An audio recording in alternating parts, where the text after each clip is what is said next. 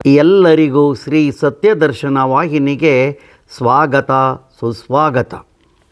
ಪ್ರಿಯ ವೀಕ್ಷಕರೇ, ಇಂದು ನಿಮಗೆ ಮನುಷ್ಯನು ಒಂದು ವಿಶಿಷ್ಟ ವಿಭಿನ್ನ ಆಚರಣೆಗಳನ್ನು ತನ್ನ ಕಷ್ಟಗಳನ್ನು ಪರಿಹರಿಸಿಕೊಳ್ಳಲು ಏನು ಬೇಕಾದರೂ ಮಾಡುತ್ತಾನೆ.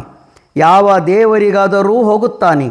ದೇವರು ಏನೂ ಕೇಳದಿದ್ದರೂ ತಾನೇ ತನಗೆ ಮನಸ್ಸಿಗೆ ತೋಚಿದಂಥ ಅರಿಕೆಗಳನ್ನು ಮಾಡಿಕೊಳ್ಳುತ್ತಾನೆ. ಹಾಗೆಯೇ ನಡೆದುಕೊಳ್ಳುತ್ತಾನೆ. ನಮ್ಮ ನಾಡಿನ, ನಮ್ಮ ದೇಶದ ಅನೇಕ ಕಡೆಗಳಲ್ಲಿ ದೇವತೆಯರಿಗೆ ತನ್ನ ತಲೆಯ ಕೂದಲನ್ನು ಅರ್ಪಿಸಿ ಧನ್ಯತಾಭಾವವನ್ನು ತೋರಿಸಿ ತನಗೆ ದೇವತೆಯರು ಒಳಿತು ಮಾಡಿದ್ದಾರೆ, ಅವರಿಂದ ದೇವತೆಯಿಂದ ನನ್ನ ಕಷ್ಟಗಳು ಪರಿಹಾರವಾದವೆಂದು ಸಾರಿ ಹೇಳುತ್ತಾರೆ. ಎದೆ ತಟ್ಟಿಕೊಳ್ಳುತ್ತಾರೆ ಹಾಗೂ ಬೀಗುತ್ತಾರೆ. ಬಹಳ ದಿನಗಳಿಂದ ಬಹಳ ಜನಕ್ಕೆ ಗೊತ್ತಿರದ ವಿಶಿಷ್ಟ ವಿಭಿನ್ನವಾದ ಅರಿಕೆಗಳನ್ನು ಪಡೆದು ಜನರ ಕಷ್ಟಗಳನ್ನು ಪರಿಹರಿಸುತ್ತಾ ತುಮಕೂರು ಜಿಲ್ಲೆ ಕುಣಿಗಲ ತಾಲ್ಲೂಕು ವಿಶ್ವವಿಖ್ಯಾತವಾದ ಯಡಿಯೂರು ಸಿದ್ಧಲಿಂಗೇಶ್ವರರ ಸನ್ನಿಧಿಯಿಂದ ಕೇವಲ 6 ಕಿಲೋಮೀಟರ್ ದೂರದಲ್ಲಿರುವ ಅಮ್ಮನಹಟ್ಟಿಯಲ್ಲಿ ನೆಲೆ ನಿಂತಿರುವ ಹಟ್ಟಿ ಲಕ್ಕಮ್ಮ ದೇವಿಯ ಇತಿಹಾಸವನ್ನು ಒಂದಿಷ್ಟು ತಿಳಿಯೋಣ. ಈ ಕ್ಷೇತ್ರದ ವಿಶಿಷ್ಟ ಆಚರಣೆಗಳು, ಜನರ ಪದ್ಧತಿಗಳನ್ನು ತಿಳಿಯೋಣವಾ? ಈ ದೇವಾಲಯದ ಕಥೆಯನ್ನು ನೋಡುತ್ತಾ ಹೋಗೋಣ. ಸಾವಿರಾರು ವರ್ಷಗಳ ಹಿಂದೆ ಕಾಡುಗೊಲ್ಲ ಸಂಪ್ರದಾಯದವರಾದ ಶ್ರೀ ತಿರುಮಲೇಗೌಡ ಎಂಬುವರು ಕಾಡಿನಲ್ಲಿ ಇದ್ದ ಒಂದು ಗೊಲ್ಲರಹಟ್ಟಿಯ ಅಧಿದೇವತೆಯಾದ ತಿರುಮಲಾ ದೇವರನ್ನು ಮನೆಯಲ್ಲಿಟ್ಟು ಪೂಜಿಸಿಕೊಂಡಿದ್ದರು. ತಿರುಮಲ ದೇವರನ್ನು ಪೂಜಿಸುವುದನ್ನು ಅವರ ಪ್ರತಿನಿತ್ಯ ಕಾಯಕವಾಗಿತ್ತು. ಒಂದು ದಿನ ರಣಹುಚ್ಚಪ್ಪ ಎಂಬ ವ್ಯಕ್ತಿಯೊಬ್ಬರು ಶ್ರೀ ಲಕ್ಷ್ಮೀದೇವಿಯ ವಿಗ್ರಹವೊಂದನ್ನು ತಂದು ತಿರುಮಲಾ ದೇವರ ಜೊತೆಯಲ್ಲಿ ಪೂಜಿಸು ಎಂದು ಕೇಳುತ್ತಾರೆ. ನನಗೆ ಖರ್ಚು ಭರಿಸಲು ಸಾಧ್ಯವಿಲ್ಲ, ಆದ್ದರಿಂದ ಲಕ್ಕಮ್ಮನನ್ನು ಪೂಜಿಸಲು ಸಾಧ್ಯವಿಲ್ಲವೆಂದು ಹೇಳುತ್ತಾರೆ ತಿರುಮಲೇಗೌಡರು. ಆಗ ರಣಹುಚ್ಚಪ್ಪ ಗೌಡರು ಮತ್ತು ಗ್ರಾಮಸ್ಥರು ತಿರುಮಲೇಗೌಡರನ್ನು ತಮ್ಮ ಗ್ರಾಮದಿಂದ ಹೊರಹಾಕುತ್ತಾರೆ. ಹಟ್ಟಿಯಿಂದ ಹೊರ ದೂಡಲ್ಪಟ್ಟ ಪೂಜಾರಿ ತಿರುಮಲಗೌಡನು ಅನೇಕ ಸಮಸ್ಯೆಗಳನ್ನು, ಅನೇಕ ಕಷ್ಟಗಳನ್ನು ಅನುಭವಿಸುತ್ತಾನೆ.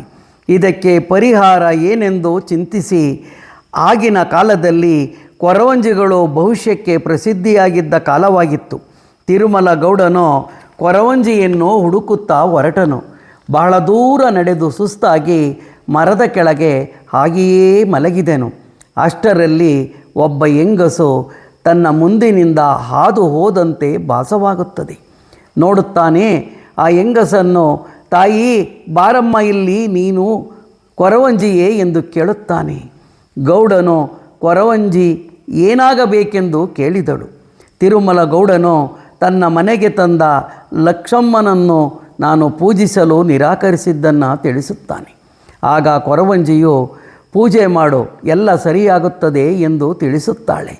ಆಗ ತಿರುಮಲ ಗೌಡನು ತುಂಬ ಸಂತುಷ್ಟನಾಗಿ ಕೊರವಂಜಿಗೆ ಕಾಣಿಕೆ ನೀಡಲು ಬೇರೆಡೆಗೆ ತಿರುಗಿ ಜೇಬಿನಿಂದ ಹಣ ತೆಗೆದು ಕೊರವಂಜಿಗೆ ನೀಡಲು ತಿರುಗುತ್ತಾನೆ. ಕೊರವಂಜಿಯು ಕಣ್ಮರೆಯಾಗಿರುತ್ತಾಳೆ. ಆಗ ತಿರುಮಲ ಗೌಡನಿಗೆ ಅವಳು ಕೊರವಂಜಿಯಲ್ಲ, ಲಕ್ಷ್ಮಮ್ಮ ತಾಯಿ ಎಂದು ತಿಳಿಯುತ್ತದೆ. ತಿರುಮಲ ಗೌಡನು ಹಟ್ಟಿಗೆ ಬಂದು ಲಕ್ಷ್ಮಮ್ಮನನ್ನು ಪೂಜಿಸಲು ತೊಡಗುತ್ತಾನೆ. ಆದ್ದರಿಂದ ಹಟ್ಟಿ ಲಕ್ಕಮ್ಮ ಎಂದು ಕರೆಯುತ್ತಾರೆ.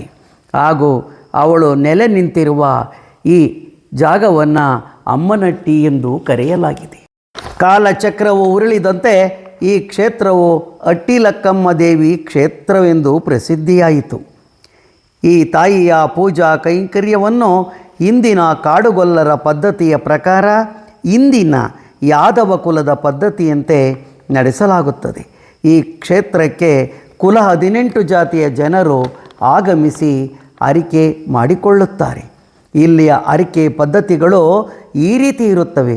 ಇಲ್ಲಿಯ ವಿಶಿಷ್ಟ ಅರಿಕೆ ಎಂದರೆ ಚಪ್ಪಲಿ ಅರಿಕೆಯಾಗಿರುತ್ತೆ.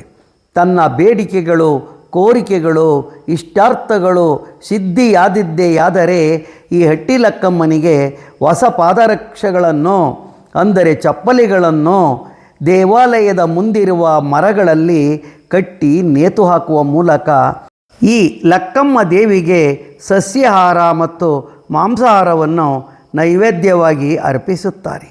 ಇಲ್ಲಿ ಪಶು ಮತ್ತು ಪಕ್ಷಿ ಬಲಿಯನ್ನು ನೀಡಲಾಗುತ್ತದೆ. ಮಾಟ, ಮಂತ್ರ, ತಂತ್ರ, ದೃಷ್ಟಿದೋಷ, ಕಾಲು ನೋವು, ಮೊಣಕಾಲು ನೋವು ಪರಿಹಾರವಾಗುತ್ತದೆ ಎಂದು ಹೇಳುತ್ತಾರೆ. ದಾರ ಕಟ್ಟುವ ಮತ್ತು ಯಂತ್ರ ಹಾಕುವ ಪದ್ಧತಿ ಇಲ್ಲಿ ಇರುತ್ತದೆ. ಭಕ್ತ ಜನರು ಯಂತ್ರ ಕಟ್ಟಿಸಿಕೊಳ್ಳುತ್ತಾರೆ, ಪರಿಹಾರವಾಗಿದೆ ಎಂದು ಹೇಳುತ್ತಾರೆ. ಇಲ್ಲಿ ಪ್ರತಿ ಅಮಾವಾಸ್ಯೆ, ಹುಣ್ಣಿಮೆ, ಮಂಗಳವಾರ, ಶುಕ್ರವಾರ, ಭಾನುವಾರ ವಿಶೇಷ ದಿನಗಳಾಗಿರುತ್ತವೆ. ಲಕ್ಷಾಂತರ ಭಕ್ತಾದಿಗಳು ಬಂದು ಫಲ ಕಂಡಿದ್ದಾರೆ ಮತ್ತು ಕಾಣುತ್ತಿದ್ದಾರೆ. ಇಲ್ಲಿಗೆ ಹಟ್ಟಿ ಲಕ್ಕಮ್ಮ ದೇವಿಯ ವಿಡಿಯೋವನ್ನು ಮುಗಿಸುತ್ತಿದ್ದೇನೆ. ಉತ್ತಮ ವಿಡಿಯೋದೊಂದಿಗೆ ಮತ್ತೆ ಬರುತ್ತೇನೆ. ಅಲ್ಲಿಯವರೆವಿಗೂ ಎಲ್ಲರಿಗೂ ಧನ್ಯವಾದಗಳು. ನೀವಿನ್ನು ನಮ್ಮ ವಾಹಿನಿಗೆ ಚಂದಾದಾರರಾಗಿಲ್ಲದಿದ್ದರೆ ಚಂದಾದಾರರಾಗಿ. ಧನ್ಯವಾದಗಳು.